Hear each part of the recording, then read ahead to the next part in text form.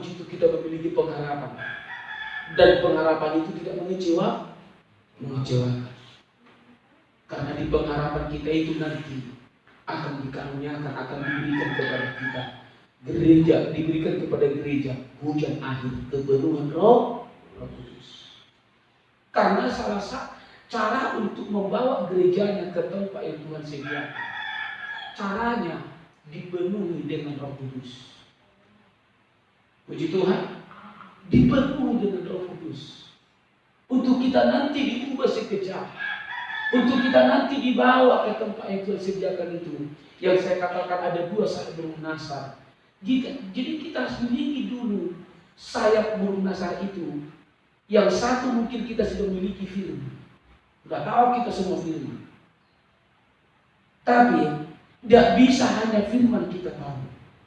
Coba kalau satu sayap, mau terbang satu sayap, gimana terbang satu sayap? Pasti muter-muter kan? Karena satu sayap.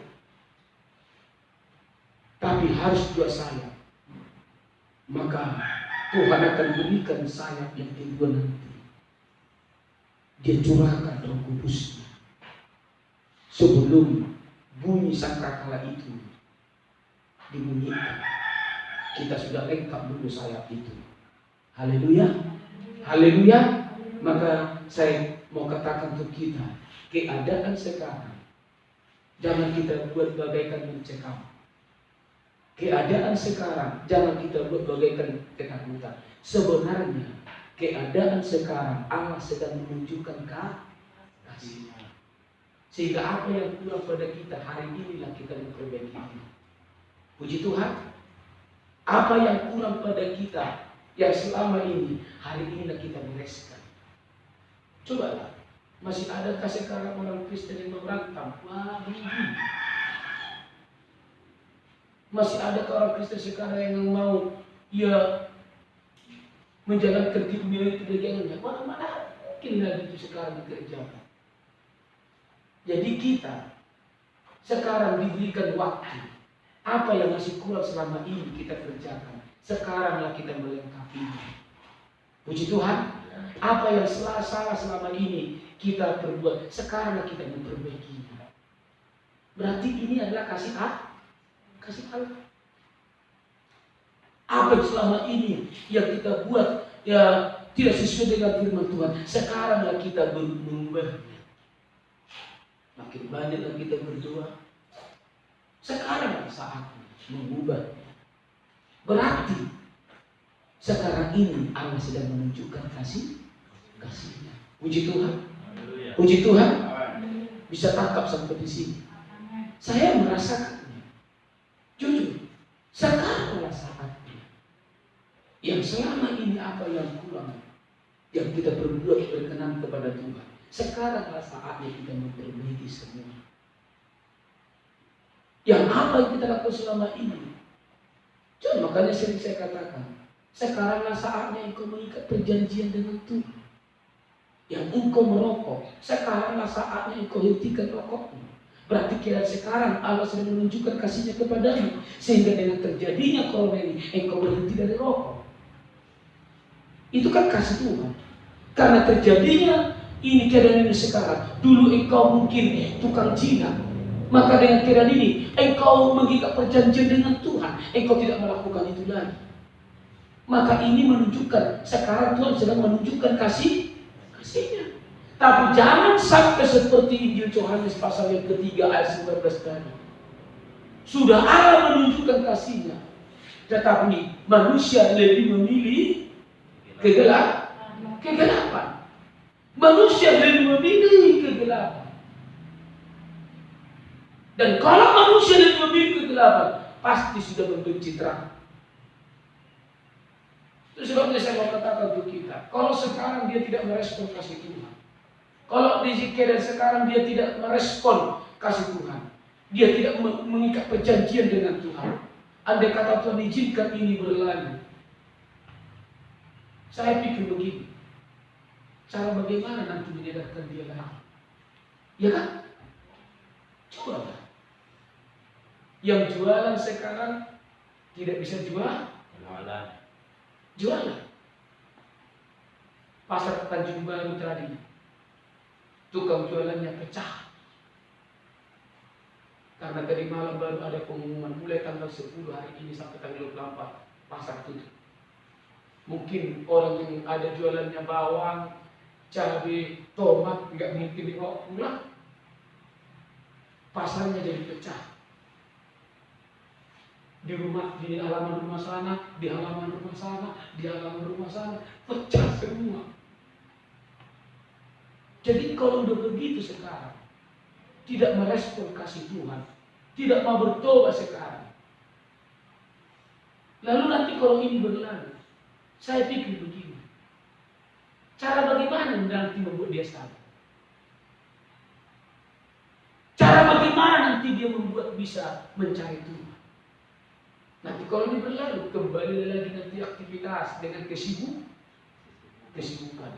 Sekarang bagaikan di rumah kan banyak waktu berdoa kan? Ya jujur saya pun begitu Yesus, pergi turun ke bawah Tuhan Yesus, buat cari di bawah Tuhan Yesus kan gitu kan? Ya semua dan seperti 24 jam pikiran kita sudah Tuhan Yesus. Maka nanti bangun pagi dia suami ibu istrimu masih ada keangkatnya cara kau tinggal sendiri. Bangun tidur kok masih di sini semua, belum terarif terangkat. Kalau sempat sudah terangkat kau ngorok masih lalu bangun. Di mana istrimu atau di mana suamiku? Di bawah itu atau di belakang rumah. Lihat dari daki rupanya tinggal kau sendiri. Jadi sekaranglah perbaiki. Kalaulah di sekarang ini tidak merespon kasih Tuhan,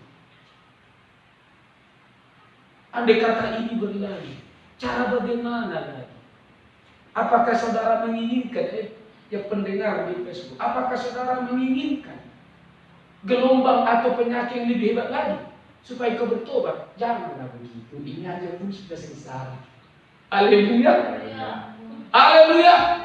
Yang tidak mau bertobat dengan goncangan ini, dengan penyakit ini, apakah kau inginkan lagi penyakit yang lebih hebat datang mau dibuat Tuhan untuk menyadarkanmu? Janganlah.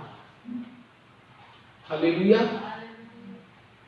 Tidak bisakah engkau menghentikan rokokmu, judimu, tuamu, ada sejarahmu dengan goncangan sekarang? Ataukah ditambah lagi goncangan yang lebih hebat supaya kamu bisa berhenti? Itu kayak kau pilih, itu kayak kau minta goncangan yang lebih besar, penyakit yang lebih luar biasa. Itu kan kau minta supaya kau bisa bertobat. Janganlah sekarang aja. Puji Tuhan, puji Tuhan.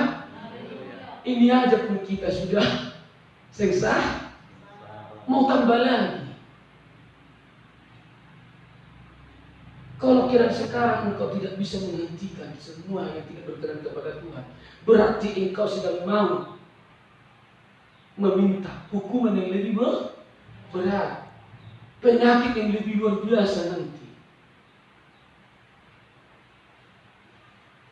Maka kita sadar, ini bukan suasana yang menakutkan, ini bukan suasana yang mencekam, tapi ini adalah suasana Allah sedang menunjukkan kasih-Nya.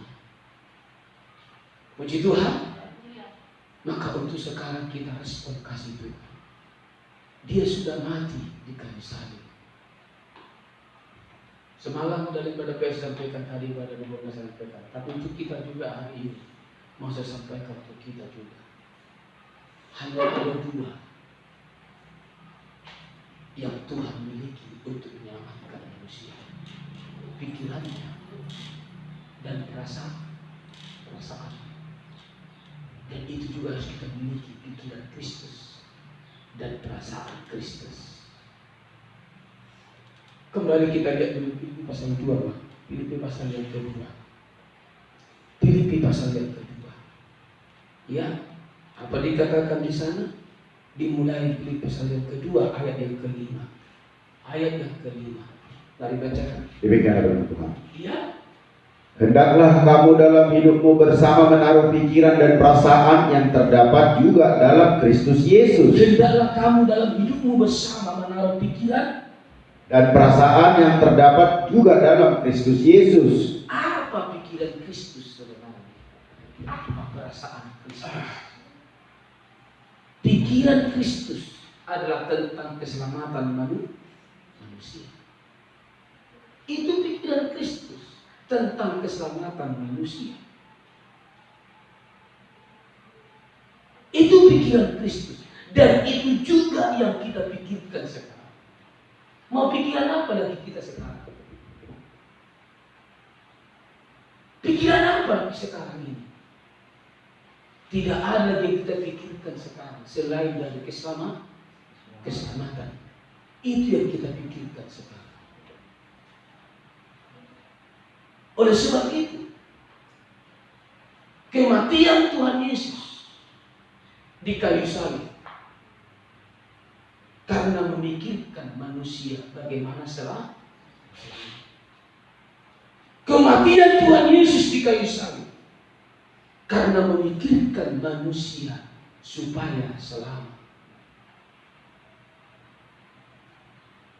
Itu sebabnya dalam kitab Kolose pasal 3 berkata, barang siapa yang sudah dibangkitkan bersama dengan Kristus, dia juga akan memiliki pikiran Kristus. Pikiran Kristus itu apa? Pikiran keselamatan. Memikirkan perkara yang di atas, bukan yang di bumi.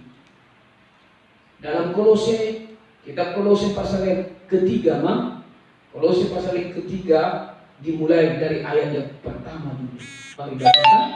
Ya. Demikianlah firman Tuhan. Ya. Karena itu, kalau kamu dibangkitkan bersama dengan Kristus, carilah perkara yang di atas. Kalau ada kebangkitan berarti sudah lebih dulu ada kematian. Karena itu kalau kamu dibangkitkan bersama dengan Kristus, carilah perkara yang di atas. Terus, di mana Kristus ada duduk di sebelah kanan Allah. Iya. Terus pikirkanlah perkara yang di atas. Pikirkanlah perkara yang di atas, bukan yang di bumi. Terus, sebab kamu telah mati dalam hidupmu. Sebab kamu telah mati dan hidupmu tersembunyi bersama dengan Kristus di dalam Allah. Haleluya. Jadi pikiran Kristus, bagaimana manusia dapat selamat. Maka dia mati, tidak ada cara lain untuk menyelamatkan manusia dari hukuman dosa itu, untuk menyelamatkan manusia dari kebinasaan, untuk menyelamatkan manusia supaya jangan masuk neraka. Tidak ada cara lain kecuali dia rela mati di kayu salib. Puji Tuhan. Puji Tuhan. Maka yang kita pikirkan apa sekarang? Keselamatan.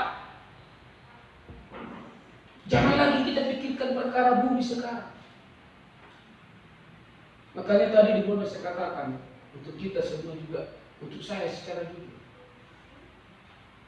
kalau sekarang yang terserah memang orang-orang, tapi pemahamanku enggak begitu. Jangan berdoa menghardik corona ini. Biar terserah Tuhan sampai berapa lama dia. Karena ini datang, Allah sedang menunjukkan kasih. Jangan pikirkan, coba pikirkan sekarang. Bagaimana aku jangan kena penyakit ini? Bagaimana aku supaya jangan aku mengalami ekonomi yang hancur? Jangan itu pikirkan sekarang. Yang kita pikirkan sekarang keselamatan. Terserah Tuhan, entah ini 1 bulan lagi dibuat Tuhan, entah ini 3 tahun lagi, terserah Tuhan. Tetapi yang kita pikirkan adalah keselamatan kita. Kalau kita sudah bertobat, kalau kita sudah diampuni Tuhan dosa kita, kematian tidak ada masalah, ya kan? Kematian tidak ada masalah. Yang masalah itu apa? Kematian di luar Tuhan. Ini yang masalah. Kematian yang tidak bertobat, kematian yang tidak percaya Yesus, itu yang masalah. Tapi kalau sudah mati, kematian dalam Tuhan, tidak ada masalah. Firman Tuhan katakan, berbahagialah orang-orang yang mati di dalam Tuhan. Tidak ada masalah. Ada masalah nggak ketika masalah yang miskin mati? Ada masalah. Nggak ada masalah. Dia dulu di waktu Abraham. Tapi kematian orang kaya itu ada masalah kan?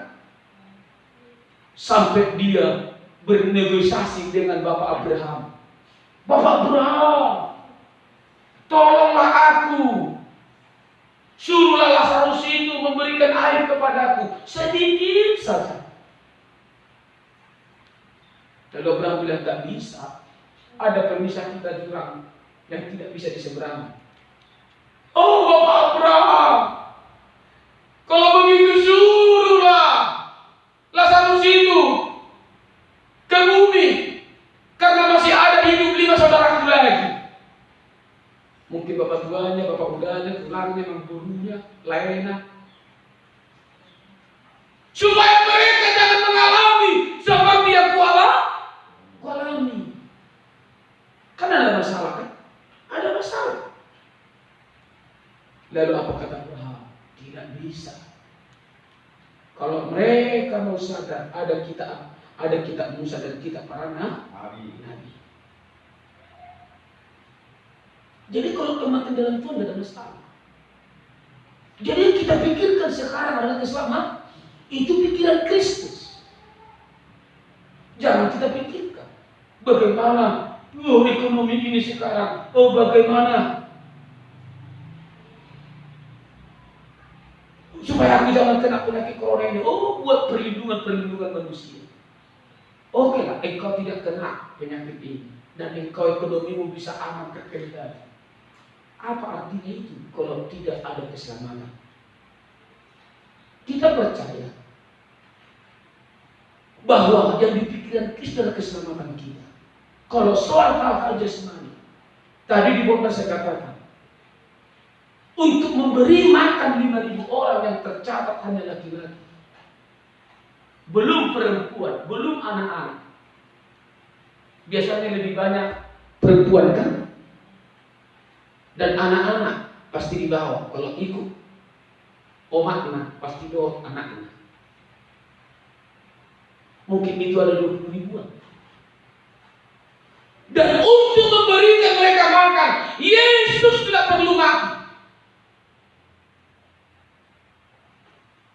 Dan untuk membangkitkan Lazarus yang mati, Yesus tidak perlu mati di kayu salib. Untuk menyembuhkan orang yang sakit lumpuh, untuk menyembuhkan orang yang buta sejak lahir, Yesus tidak perlu mati di kayu salib. Cukup dia lakukan perkataan saja, sembuh. Lazarus keluar. Memberi makan, dia hanya angkat ucapkan syukur, selesai. Jadi kenapa itu yang kita pikirkan sekarang? Soal-soal bumi, soal-soal jasmani. Terlalu mudah Tuhan kerjakan itu. Haleluya. Tapi untuk keselamatan, untuk membebaskan kita dari dosa, untuk membebaskan kita dari kutuk dosa, Yesus tidak bisa hanya berbicara, tapi Yesus harus rela mati di kayu salib. Itulah harga dari keselamatan. Makanya kita pikirkan sekarang keselamatan. Haleluya. Dan kalau kita sudah menerima kasih Tuhan itu, yakin saya, janji Tuhan itu pada kita. Semua teriak-teriak Mazmur pasal 91 akan rebahan 9.000 10.000, 11.000 di kiri kanan 10.000. Tapi itu sudah mau dibuktikan. Kalau kita sudah memikirkan perkara keselamatan, percayalah, janji Tuhan itu terjadi untuk melindungi kita. Puji Tuhan. Puji Tuhan. Itu yang ada di pikiran Kristus, keselamatan. Maka keadaan ini sedang Allah menunjukkan kasih-Nya. Maka kita pikirkan keselamatan sekarang.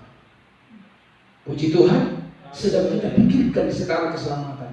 Karena dikatakan Filipi tadi, Filipi pasal yang kedua itu tadi, pasal yang kelima, ayat pasal 25, hendaklah kamu dalam hidupmu bersama menaruh pikiran dan perasaan yang terdapat juga dalam Kristus Yesus. Yang kedua apa dikatakan? Perasaan. Apa perasaan Yesus kepada manusia? Mengutamakan manusia. Itu perasaannya. Mengutamakan. Makanya karena perasaannya mengutamakan manusia, dia rela mengosongkan kealahannya. Dia rela mengambil rupa seorang hamba. Baca di belakang ayat yang ke-7. Melainkan telah mengosongkan dirinya sendiri dan mengambil rupa seorang hamba dan menjadi sama dengan manusia. Itu kenapa? Seharusnya dia punya otoritas, dia punya hak untuk mempertahankan kealahannya. Tapi perasaannya tidak itu. Perasaannya bagaimana mengutamakan manusia. Makanya karena perasaannya mengutamakan keselamatan manusia, dia mau mengosongkan kealahannya. Dia mau mengambil rupa seorang hamba. Dia mau sama seperti kita, seperti manusia. Itulah perasaannya. Supaya kita hidup. Saya katakan contoh kecil, seperti kita, seperti orang tua kita, bapak atau ibu orang tua kepada anak-anak. Ada satu makanan kecil, makanan. Kita pun ikut lapar, anak kita ikut lapar. Kita tidak boleh dilarang oleh anak kita untuk kita tidak makan. Kita yang punya otoritas, kita yang punya hak, mau kita makan atau tidak. Tapi karena ada perasaan kita, hak kita itu kita kosongkan. Lalu kita berikan, lalu kita utamakan ini makan anakku supaya kau hidup. Kita rela mengosongkan itu. Itulah perasaan seorang bapak, itulah perasaan seorang ibu, itulah perasaan seorang orang tua. Mengutamakan anaknya. Maka dalam rumah tangga begitu kan, makanya kalau ada ibu seorang tua, dimikir ibu sama, dibuat sengsara anaknya. Apa itu? Dia tidak punya perasaan kepada anaknya. Demi menjalankan kemauannya sendiri, demi menjalankan egoisnya, dia tidak punya perasaan. Itu saya mau katakan, kalau ada orang tua suami istri mau pisah sama suaminya, anaknya saudara, itulah seorang ibu yang tidak ada perasaan. Itulah seperti binatang. Binatang saja ada perasaan. Coba binatang seperti anjing. Saudara, saya pernah lihat kalau baru melahirkan atau baru lahirlah anak anjing ini gitu, induknya itu pergi ke ladang mencari makanan. Saya pernah waktu di Pamungkas begitu ada anjing kambing, dia harus pergi ke sana cari tikus.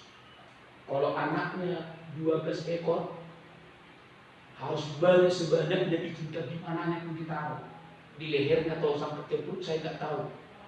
Dia akan pergi itu membunuh tikus. Dia nggak bisa, nggak ada pegangan, dia nggak ada keranjang, nggak ada plastik. Dia ambil itu satu-satu, dia bunuh, dimasukkan, tak kemana pun dimasukkan, nggak masuk satu, bunuh lagi, karena dia tahu bisa menghitung anaknya berapa.